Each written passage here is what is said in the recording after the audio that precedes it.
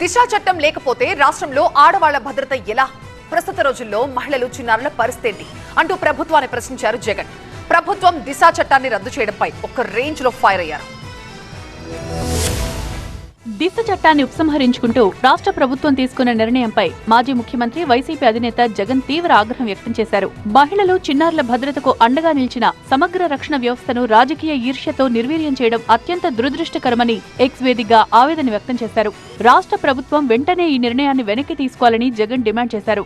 మహిళలు, చిన్నారులపై పెరుగుతున్న నేరాలు, దర్యాప్తుల జాప్యం, న్యాయ ప్రక్రియలో ఆలస్యం వంటి సమస్యలకు పరిష్కారంగా తమ ప్రభుత్వం దిశ వ్యవస్థను తీసుకొచ్చిందన్నారు జగన్. దిశ యాప్ లో SOS బటన్ తో నిమిషాల్లో పోలీసులు స్పందించే విధానాన్ని తీసుకొచ్చామని జగన్ తెలిపారు. 1.51 కోట్ల మంది దిశ యాప్ ను డౌన్లోడ్ చేసుకున్నారని, దాని ద్వారా వచ్చిన 31,607 అత్యవసర కాల్స్ ను అప్పటి ప్రభుత్వం పరిష్కరించిందన్నారు జగన్. అంతేకాదు 18 ప్రత్యేక మహిళా పోలీస్ స్టేషన్లు ఏర్పాటు చేశామని, గ్రామ, వార్డు సచివాలయాల్లో 13,500 మంది మహిళా పోలీసులతో భద్రతా వ్యవస్థను ఏర్పాటు చేశామని తెలిపారు. ఇలా మహిళల భద్రత కోసం ఎంతో కష్టపడి దిశను తీసుకొస్తే ప్రభుత్వం దాన్ని రద్దు చేయడం దారుణమన్నారు.